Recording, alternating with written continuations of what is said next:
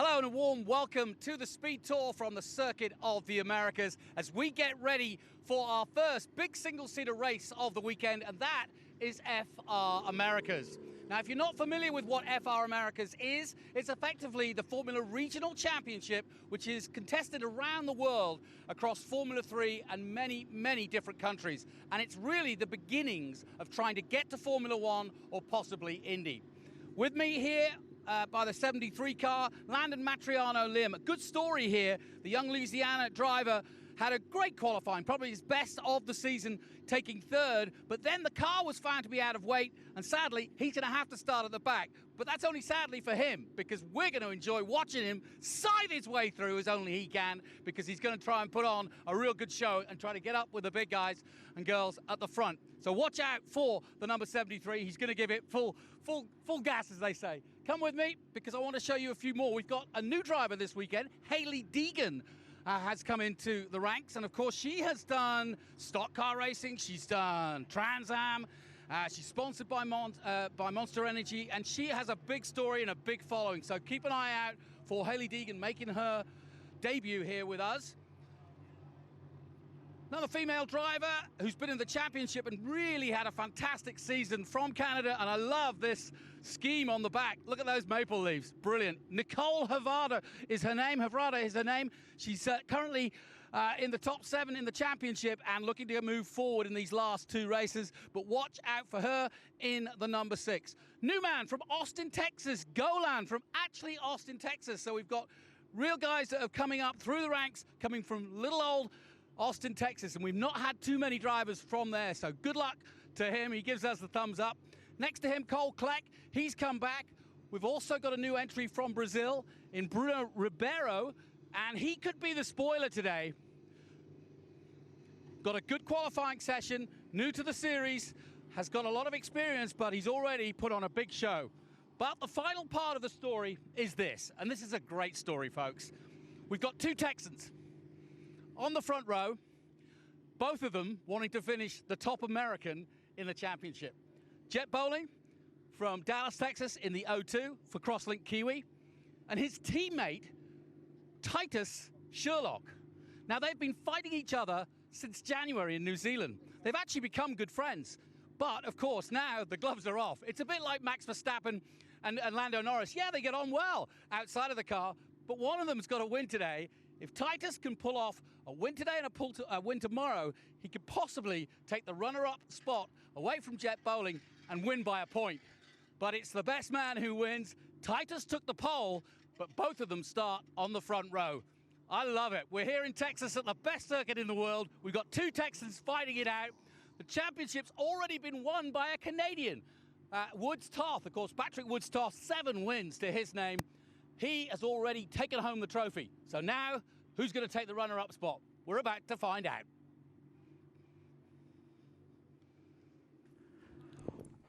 Wow, well, there you go, ladies and gentlemen. Ben Sissel here in the booth, and that is how you do a grid walk here at the COTA Speed Tour, high above with the Formula Regional Americas here at Circuit of the Americas. And talking to the drivers this week, they're so excited to be here because Formula One was just here about 11 days ago, racing here at this now world-renowned circuit.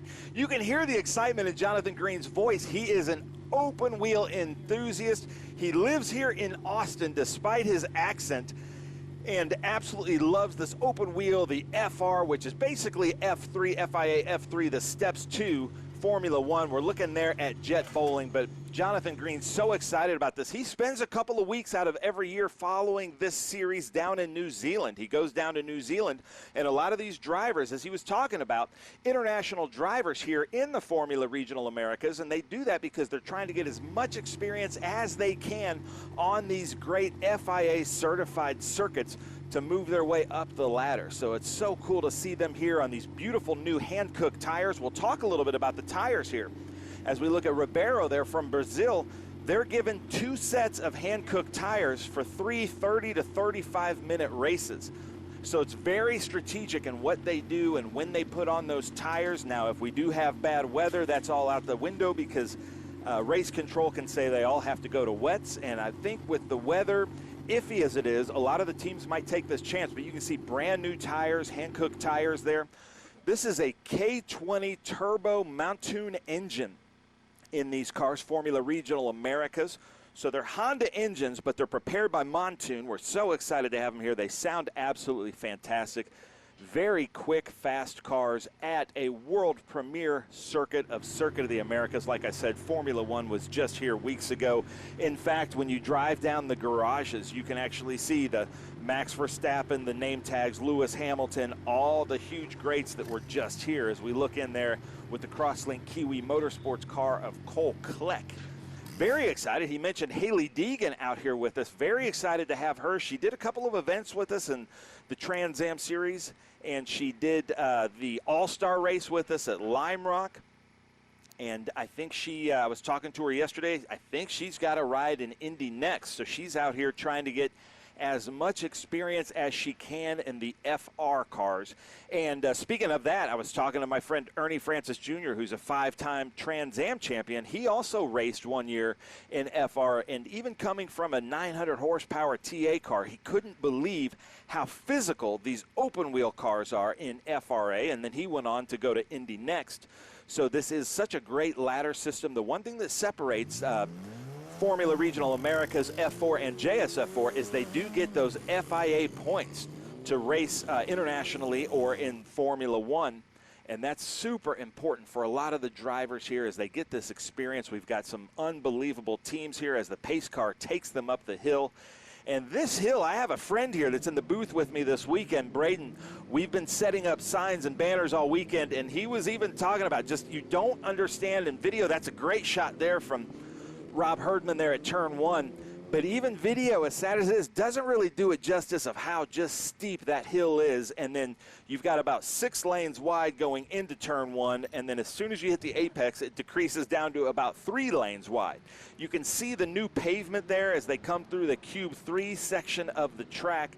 That's kind of the older pavement, just a few years old, but basically from the last turn through turn 2 is brand new pavement, making this track very, very smooth. The drivers like that a lot, especially in these stiff cars in Formula Regional Americas.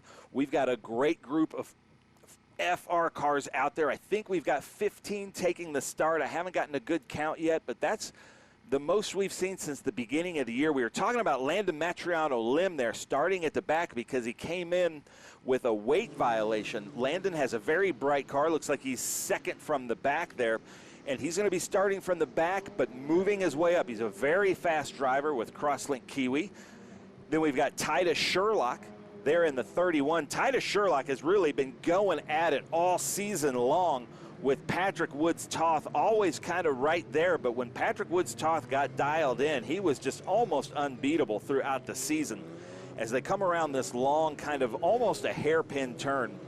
And Circuit of the Americas, very difficult, treacherous track to run. It's almost like the designer of the track built a track to just break cars, because you come down from the tallest gear down to the shortest gear into gear 1, back now on this long, super long straightaway.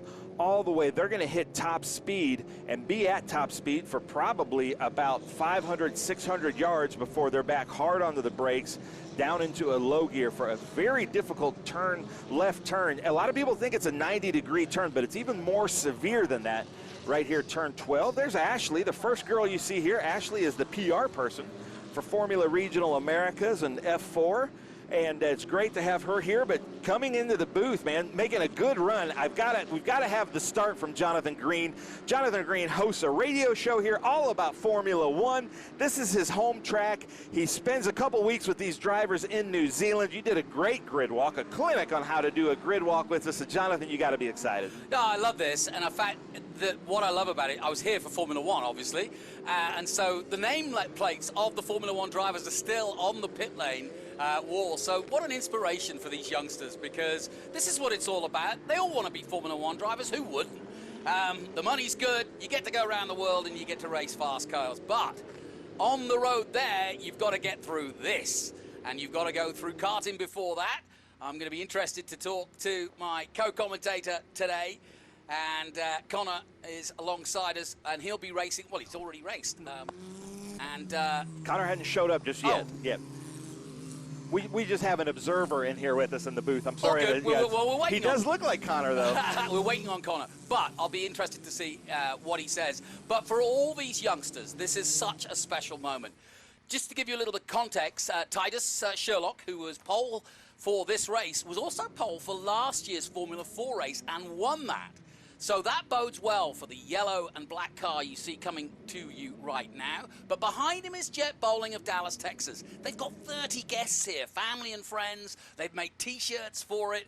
I mean, what a big moment. And even though the championship is won, and as you say, Woods-Toth just totally dominated, 7 wins, but we kind of almost knew that. He's been a prolific driver since, in many ways, Scott Goodyear found him. Ron Fellows, they've been helping him, and of course, he did a great job in Canada a few weeks ago and has really made a name for himself. But Jonathan, we need you to explain the standing start. So excited for this FIA standing start, and a lot of our viewers are probably unfamiliar. Yeah, and this is Formula One, so the man on the right-hand side of your screen, which is the left-hand side of the circuit, is on the inside line. Now, he can't cut across the pit lane line, which is, you'll see, there's no pit stops in this, so they're not worried about cars coming out of the pit lane. But just in terms of the tussle for that tiny, tiny hairpin at the top of Big Red, they call it, it's going to be very hard to defend from Titus. Out go the lights, and on come the red lights. 3, 4... Out go the lights, and away we go, and Titus Sherlock gets a cracker. The man from Prosper, Texas, leads the way now from Jett Bowling. Some good action just a little further back, defensive driving, and Ribeiro just locking up there slightly, but the Brazilian now sending Jett Bowling wide, and that's going to lose him a lot of ground, and he has just done a Norris, sadly for him, because he was pushed wide and couldn't get back on track and has lost some vital positions. Titus Sherlock is off to the races, as you can see, already building on that lead. Unbelievable group, though, coming through the Hankook S's here, following in 2nd, 3rd, 4th, 5th place. And then we can't forget about the Kevin Jansen out there, who always talks about being older than the parents of these drivers. He's with us every year. It's great to have Kevin Jansen out here with us with Crosslink Kiwi. But Jonathan, this is your home track. This has got to be exciting. Yeah, one of my favorite corners, turn 10 now coming into 11, which is the first obvious overtaking place. And you can see already people jinking out. Sadly for Jett Bowling, he's down to 4th, and that is not where he needs to be. He's really got to work hard now to get back on level turns with Titus Sherlock, who is romping down the road and is already halfway down the back straight. A 28-minute race, 30-minute race in total, but as you can see, as they head down the back straight, it's a good, strong lead, a bit of wet dry down there, but that shouldn't affect them. It's so good these days that you don't really worry too much about that. And coming into... Brady Golan there into turn 12 in 2nd place. Unbelievable. You can see the oil dry down there from the Trans Am Series practice session. Unbelievable to see them coming through. This is what we call the Bridge Hall Bennett Stadium section here. Really cool looking to see these FR cars with their halos, the Formula Regional Americas. This is a very difficult turn here, Jonathan, and we know we've seen it in Formula One. We've seen it here year after year. It is quite a passing zone. It doesn't seem to be, and then we've got this kind of carousel stadium section that could be looked at as a carousel, me being an older driver, but really there's like 3 or 4 right-handers in that section. Oh, you mean the McConaughey complex? Yes, exactly. You know why it's the McConaughey complex. Well, it's all right, all right, all right. I like your Texas accent, too. Okay, so first lap completed, and Titus Sherlock leading the way at the moment. And just behind him is Brady Golan in his first run from Austin, Texas. What a great story that would be. But also on the hunt, Bruno Ribeiro from Sao Paulo, Brazil. And up the inside comes the Brazilian. Nicely done. And that's a classic overtake. Into 2nd place he goes. And now we'll go in pursuit of Titus Sherlock. Bowling still 4th, and then remember, we're watching that story very closely because that is the battle for the runner-up spot. And so if Bowling is going to take it to the final race of the championship tomorrow, well, he's got to get at least on the podium or at least in striking distance. Of course, a DNF could change all that, but we're not wishing or hoping for that. Also keeping an eye on Matriano Lim. He's in 10th at the moment. Let's see if he can come from the back. He qualified 3rd yesterday and was just deemed to be underweight by several pounds or so, and so that was real unfortunate, and they can't really quite work out what it was. He hasn't lost weight, but he couldn't work it out. But either way, he had to start at the back because them's are the rules, as they say. Havrda, the Canadian youngster, she's doing a really good job this season. I've really been impressed with how much she's got to grips with this car, and is just showing a maturity beyond her years. And she's definitely one to watch for the future. Also going to keep an eye on Hailie Deegan. Got an overhead take here. That's the 22 of Hayden Bowlesby. Just getting through on Havrda. And Hayden Bowlesby's been with the FR Championship for about 3-4 seasons now out in New Orleans. The IGY6 team. It's really cool to see him. You can see now, look at the teams. We have some great jumbotrons here at Circuit of the Americas, so they can watch this race live when they get away from the main straight. So Hayden Bowlesby moving up really good. Titus Sherlock, though, very good here. I saw him 2 years ago. He did a race here with us in F4 and did really well. I love his bright yellow car, bright yellow helmet. And then Golan, and then Ribeiro. But actually, it's Ribeiro got ahead of Golan. We saw last time coming down the straight, Golan was having some visibility issues, was really wiping his visor there, and I think Ribeiro was able to get around. But look also for the draft on these long straights. But now it's kind of starting to spread out, Jonathan, and this is kind of the time. We saw a great race yesterday in F4 and Ligier JSF4, and it looks like the Formula Regional Americas are giving us a great start as well. You can see here from the drone, this is the newly surfaced part of the circuit. It was very bumpy on the exit of 1 and down to 2 in the past. And certainly the MotoGP guys not happy with it, so a very, very big resurfacing was done just before WEC and just before Formula 1, and it's been a really good result for this state-of-the-art circuit that is the Circuit of the Americas. And what a chance for these youngsters, as you say, to race at one of these circuits. And I mean, I'm sure if they're dreaming in their heads while they're out there, they would love to come back here in 2 or 3 years and come back in front of the 400,000 fans that cheer on Formula 1. Yeah, unbelievable. We were actually talking to one of the ticketing agents here yesterday at Circuit of the Americas. They don't know for sure, but they know it's about 450,000 people here. Amazing. Just, what, 10, 12 days ago? It was amazing, and it was truly a great event, and so much going on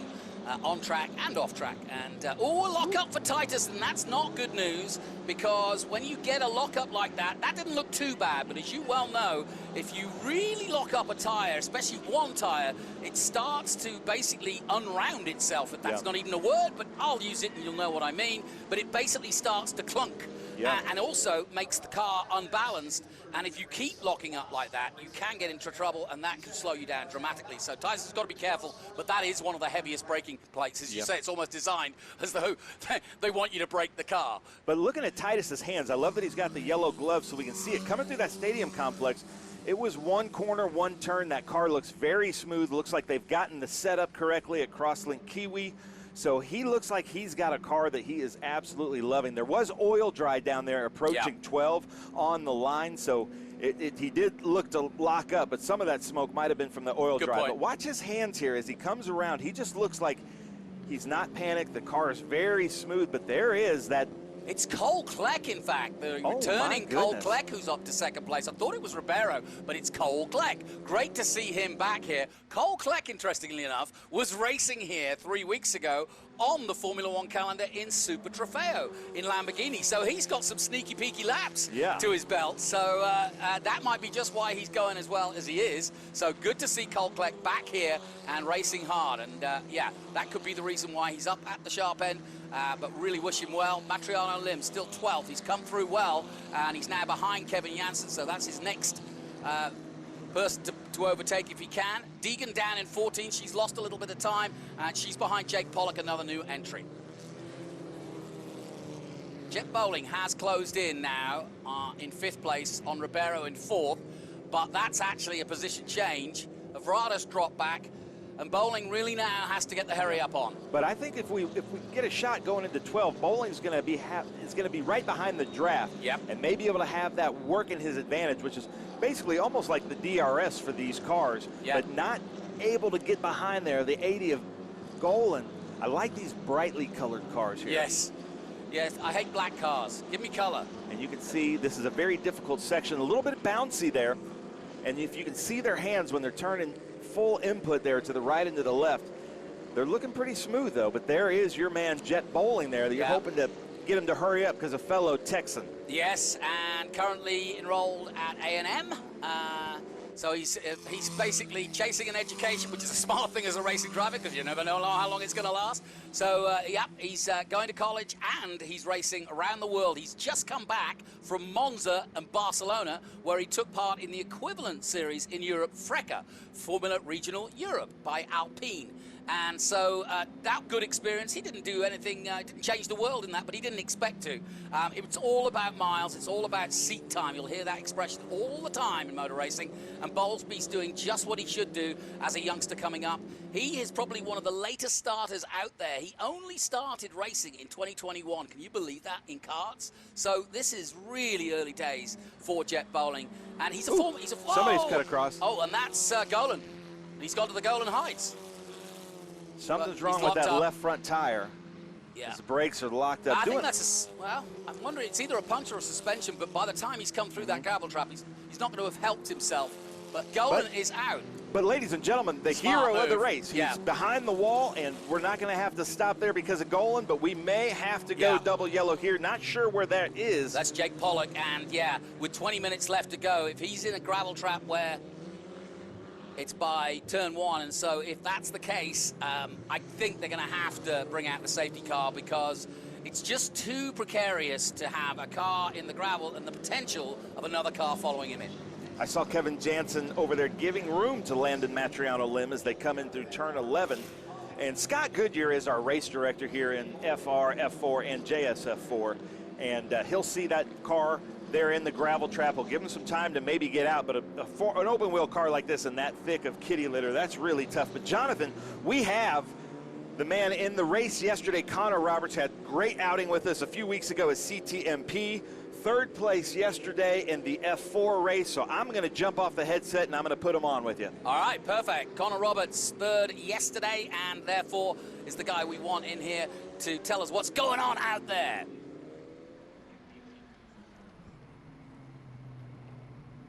And here's another look at what happened to Brady Golan. Yeah, he locked up. He knew he couldn't make the corner, and from there on in, he was just bouncing across.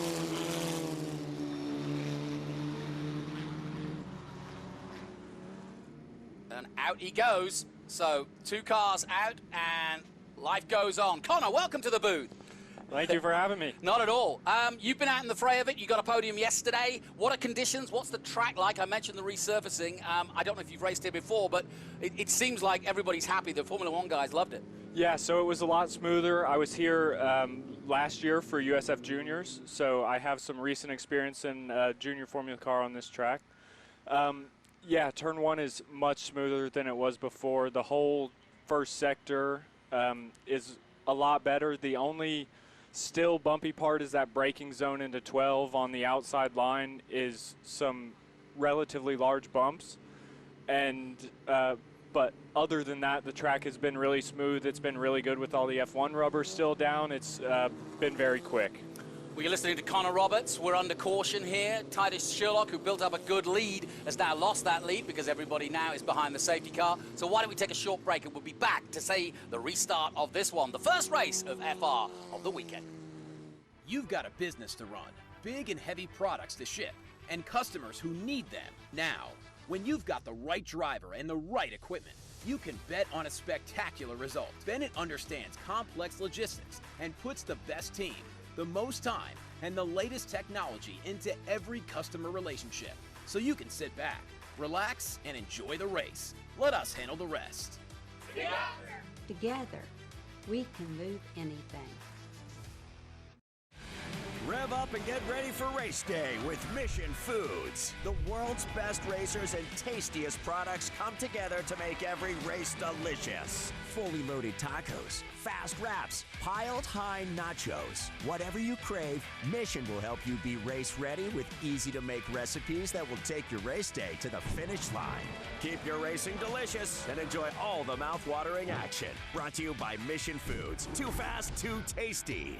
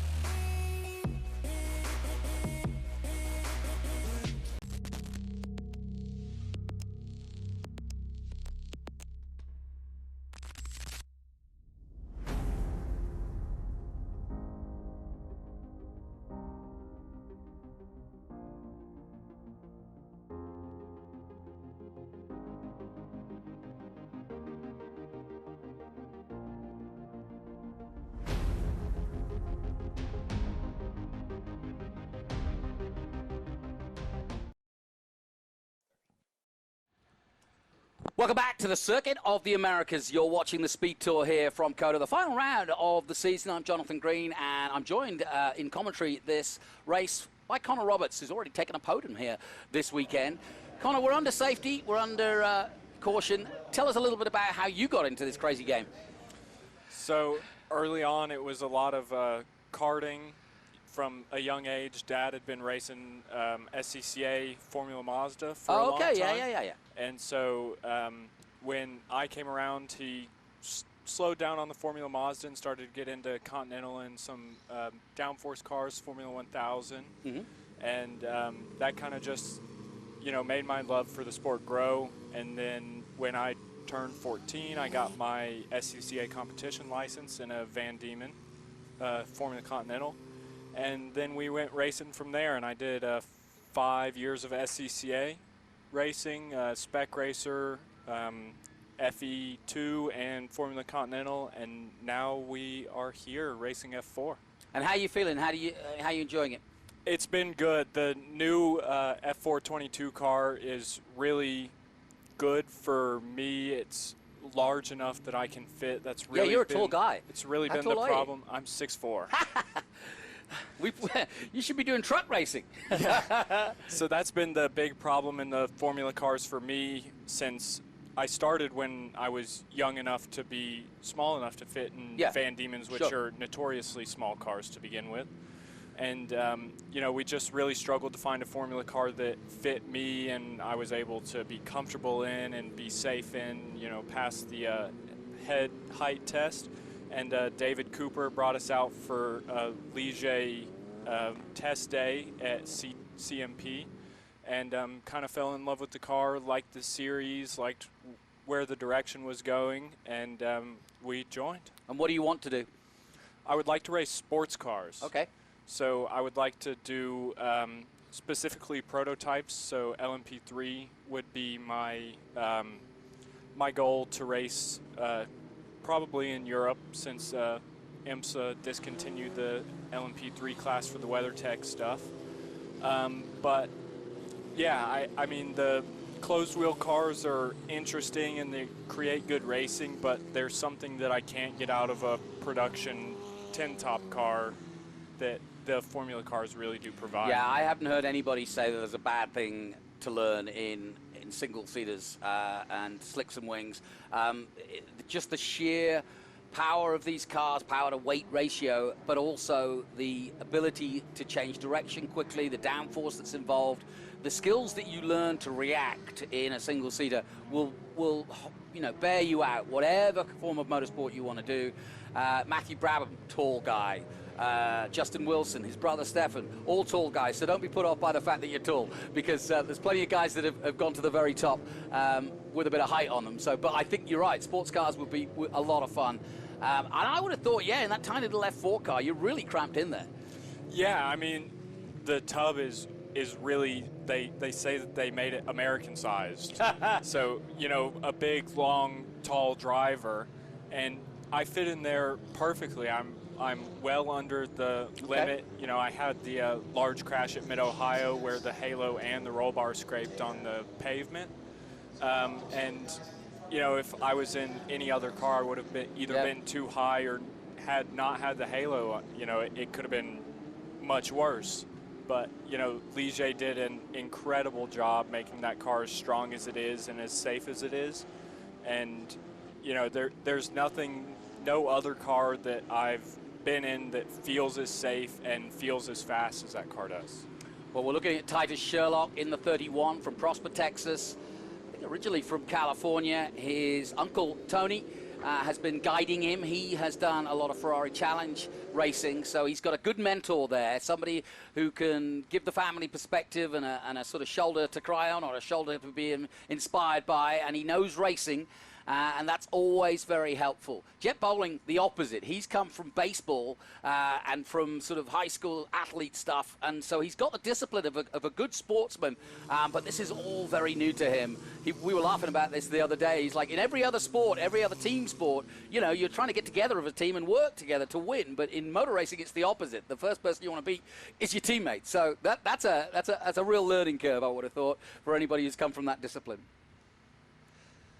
Titus Sherlock was telling me earlier that he's disappointed with the season, even though he's got the chance for a runner-up spot. He's had one win, but he had problems at Mid-Ohio, didn't get to race there, had a crash in, I think, practice for that one, and then didn't go to Canada. And so, you know, he's had you know, a bit of off time, and it's hampered his title hopes, because before that he was definitely challenging for the title. So either way, one of those two, Jett Bowling or Titus Sherlock, will be the top American at the end of the weekend. So that's what they're gunning for. Cole Clegg would just like another win if he can get it. Who do you know out there of the FR guys?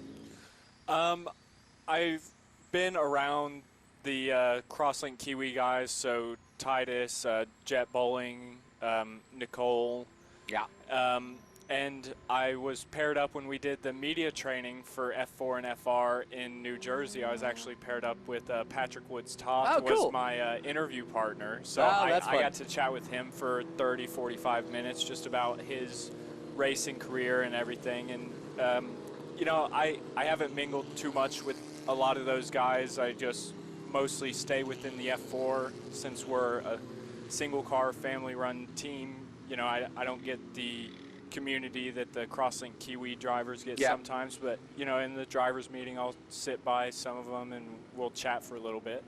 Now let me ask you a question. I'm always wondering whether these sorts of situations, these safety car situations, are good and bad for a racing driver. I know they're bad for the car. They can't be good for the human, the other part of the car, because this is not what you or the car were designed to do, which is to go slowly.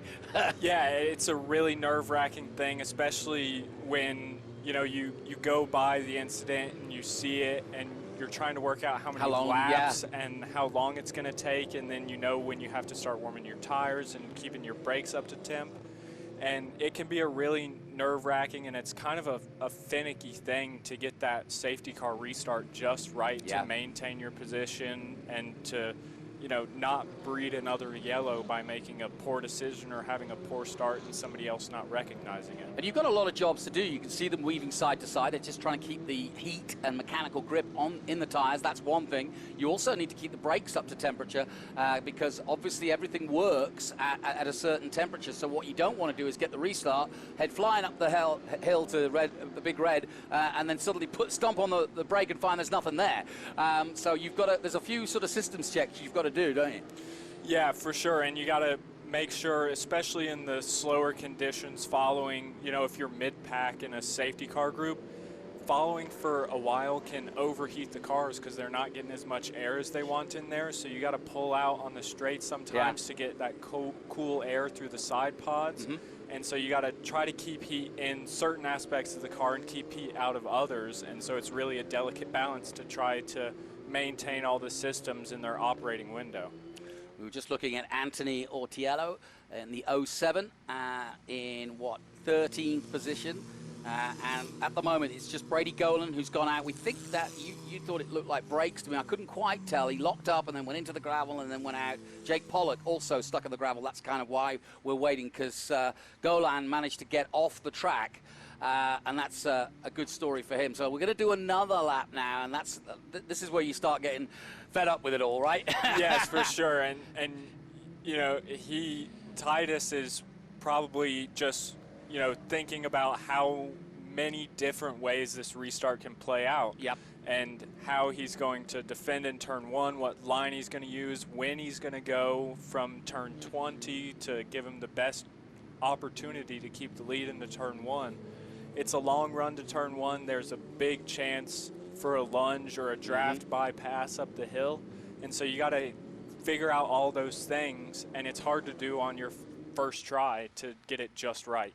Yep, we saw that in Formula One, and we see it every weekend, and it's the same for these guys. They're on similar tracks, and in this case, they're on the same track as they were just a few weeks ago at the US Grand Prix, and that's what they're all hoping to get on one day, the grid for Formula One, and we've got some great young stars coming up through the ranks. If you just look at the champions that we've created over the last few years in FR, Hunter Yaney is now in FIA F3. Kyle Kirkwood, currently in in IndyCar, of course, and more recently the likes of Nolan Siegel here this weekend, funnily enough, now with McLaren. So we've got some great stories, and there's many, many more have made it through the ranks and come through FR and F4. So it's a good breeding ground, good cost point, and so many, Dakota Dickerson, another one to name, so many of them have been successful and have gone on to professional careers, and that's what it's all about.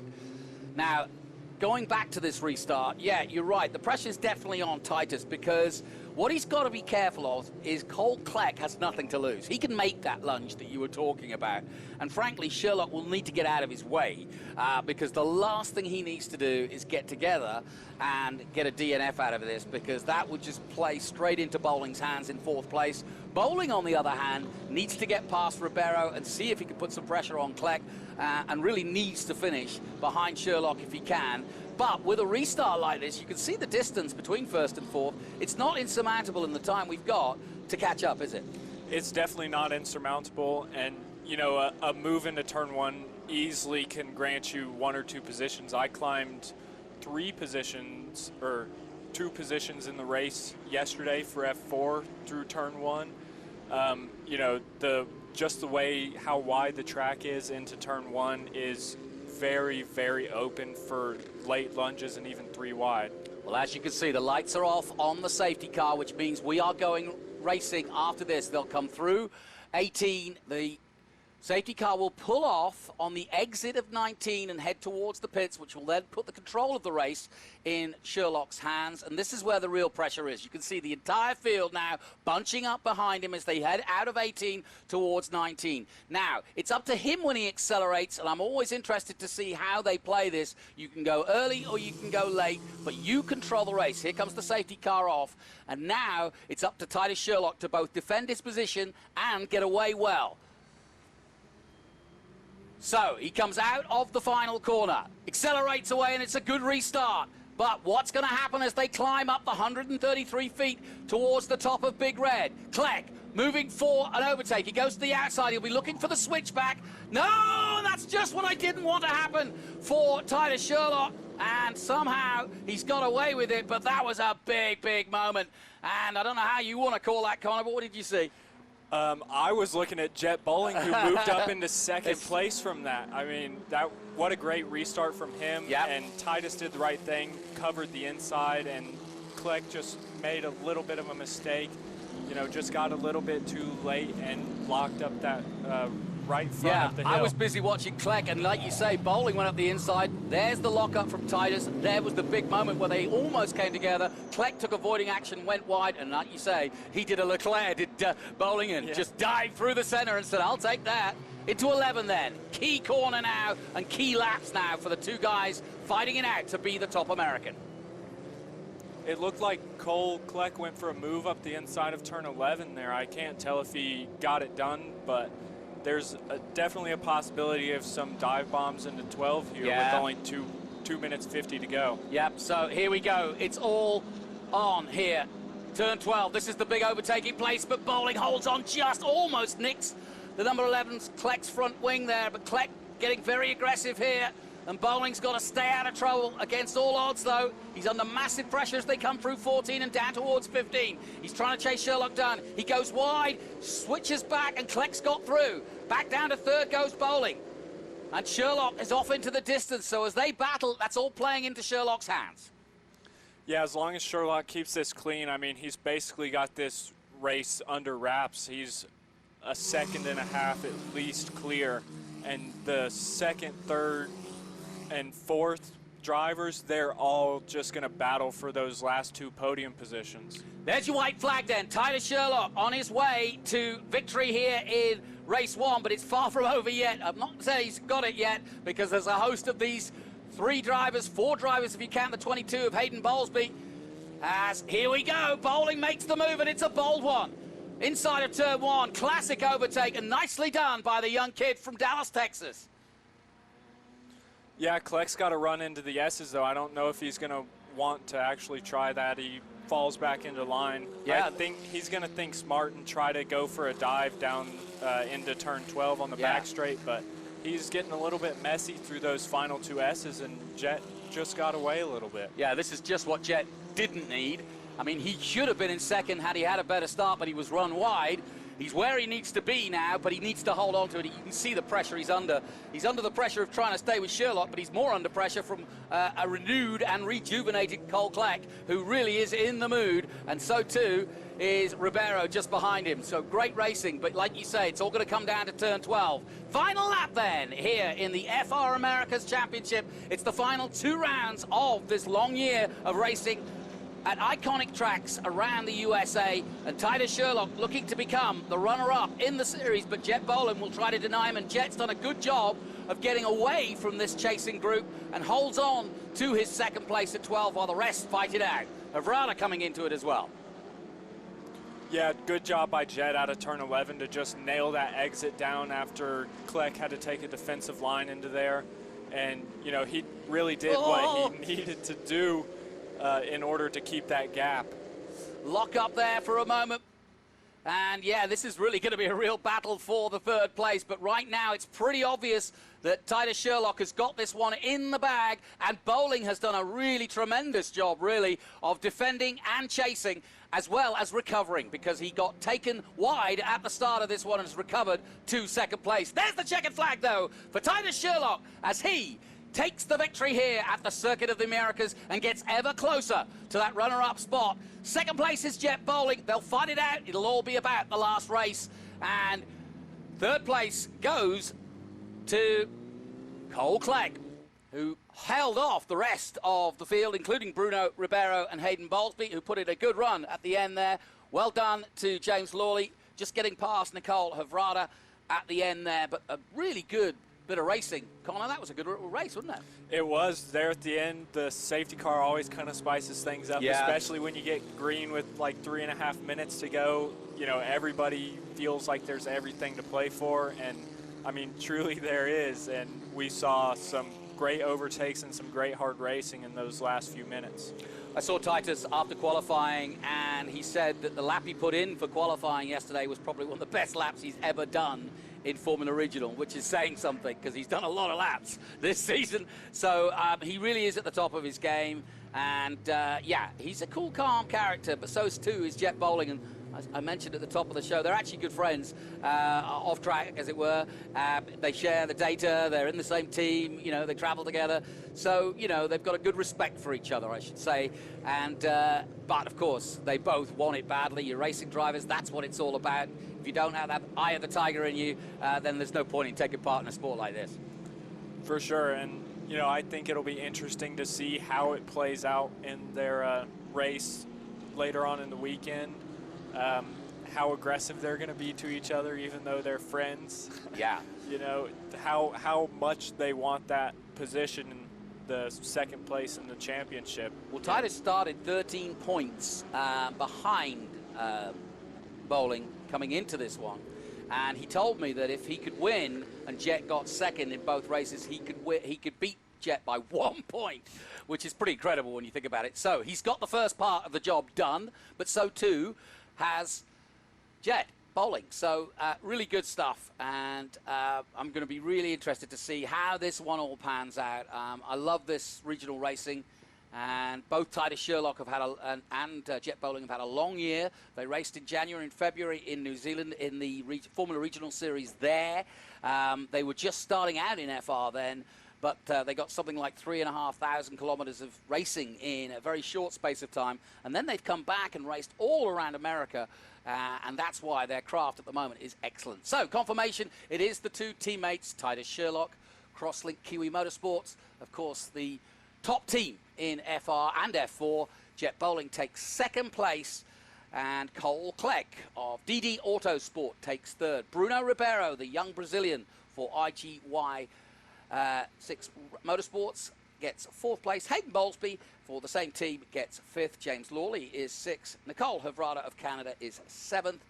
Rico Schlahamun in 8th position, and Lando Matriano Lim. Good job done by the Louisiana driver, as he started at the back after being underweight after qualifying and got up to 9th and just got ahead of Hailie Deegan, who starts her campaign for the Toney Driver Development Team with a top 10 finish. There's Titus. And I think that was a job well done.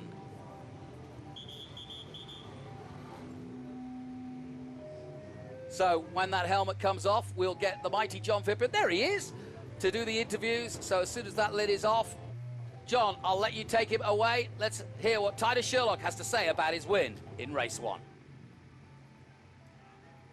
Thanks, Jonathan. We've got our winner here. Titus, you said in the pre-race that you were going to win at all costs, and buddy, you got it done. Yeah, obviously the safety car made it a little tough with that close restart, but yeah, super happy to get the win, and yeah, I couldn't ask for much more. Yeah, your teammate Cole gave you a little start there at turn 1 on the restart, but you kept your head cool and got the job done. Well done. Thank you. Yeah, I just want to thank the whole team at Crosslink Q Motorsport, Oscar, my mechanic, Oscar, my engineer, sorry, my mechanic, Frenchie, and everyone else. Thank you. Good luck tomorrow, and looks like you're on the way to perhaps the Vice Championship. Thank you. Back to you, Jonathan. Great stuff, John. Yep, very happy. He's a very mild-mannered guy. But, yeah, really good stuff. And now the conversations will begin with both engineers and the data and so on and so forth. They'll go into a debrief. They'll work out what they did right, what they did wrong. In the background, Jett Bowling doing the same thing with his mentor and his family down there as well.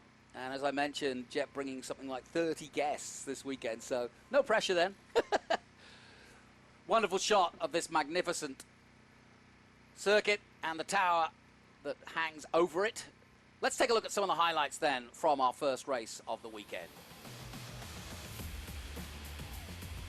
Well, when the lights went out, Bowling got away well, but then got hampered. As they got to the top of the hill, he was run wide. Cole Kleck making positions up quickly.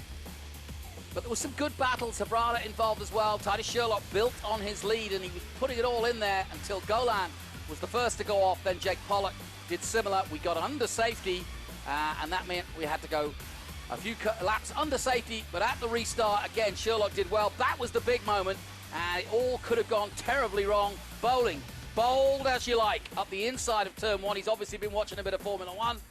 And Cole Kleck, though, right behind him. But it's a win for Titus Sherlock of Crosslink Kiwi Motorsport. And as John says, he's halfway there to being the vice champion and the top American for the season. And don't forget, we'll have F4 action and F4 Junior action later. Are you ready? I am. We did some work to the car this morning. You know, just trying to make it ready for the race today. What have you changed? I mean, specific changes or just... You know? Yeah, so we did some race-specific changes, some things that I felt like I lacked yesterday in the race, okay, just to be able to increase my pace. We did a set of front brake pads as well, and you know, we're setting our rain tires out and getting ready to figure out just what it's going to do if it rains. What number are you, Connor? 46. 46, the great number that is Valentino Rossi, of course. So good call there. Well, watch out for the 46. He's coming through. Let's head down to John Phippen once again. Let's get our podium celebration underway. Let's bring up our third place finisher. He hasn't raced with us since the first race of the year, but he's on the box. Cole Kleck, ladies and gentlemen. Cole, my friend, your third podium to go along with a win already. Well done. I'll tell you what, you gave your teammate a bit of a fright on the restart. Yeah, no, it was a good race. It was really fun. We were under safety car for quite a bit. I saw Titus go low. I tried to go lower. That didn't happen, so I opened up. Titus and I kind of went wide in turn 1, but we kind of shuffled back in towards the end. And then from that last lap, it was just a defending lap, really. So I just want to say thank you to all the Kiwi crew, everyone that came out to help us, and everyone who busted their asses last night, put in that new motor. And thank you, guys. Congratulations, Cole. Thank you. Cole Kleck, your third place finisher. Let's bring up our second place finisher, Jett Bowling. Jett, come on up. Talk about a great restart, my friend. Cole went a little too deep, and you took advantage of it. Yeah, it was good. I knew it was going to be chaos. We all wanted to get the position, so I just, you know, held my line and outbroke the guy in front and made it happen. Yeah, you're still in the hunt for the vice championship. If he has a little trouble, perhaps you'll have a good day tomorrow. Yeah, he's definitely fast around here. It'll be hard, but it's definitely in the fight. Anybody to thank? Yeah, I thank the whole team. Thank for all the people that came out for me in Austin today, and glory to God, of course. Congratulations. Jett Bowling, ladies and gentlemen, your second place finisher. That's his 8th podium on the season. And now let's bring up our winner. This is 4 wins and 4 podiums. The man who's likely going to be the vice champion, Titus Sherlock, ladies and gentlemen. Titus, well done. A well-judged race. You got out to a big lead, and then, of course, the safety car came out, which is exactly what you didn't want to see, I'm sure. Yeah, it wasn't ideal, but still got it done in the end. Had a good restart, had a fun battle with Cole. It was pretty intense, but I got away and got the win. And now the Cole's under the same umbrella. We've got another sweep of the podium for Crossland Kiwi. Yeah, exactly. They give us fast cars every single weekend. As soon as we roll off the trailer, it's quick. So that's all thanks to them. Anybody you'd like to thank? My whole family watching at home, my mom, my uncle, for always supporting me, the whole team, everybody. Thank you. Congratulations. Thank you. There's your winner, ladies and gentlemen, Titus Sherlock. Jonathan, we'll send it back to you.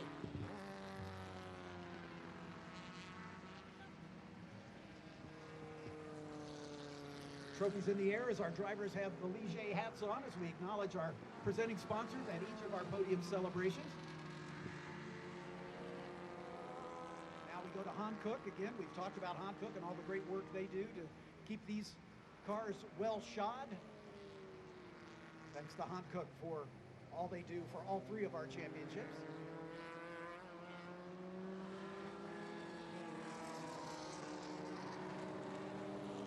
Mountoon has taken over the engine supply for us. Mountoon takes these Honda-based power plants and massages them for race readiness and reliability.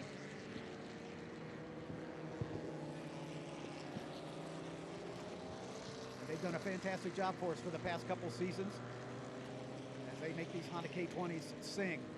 All right, ladies and gentlemen, let's have one more round of applause for Cole Kleck, Jett Bowling, and Titus Sherlock, your podium.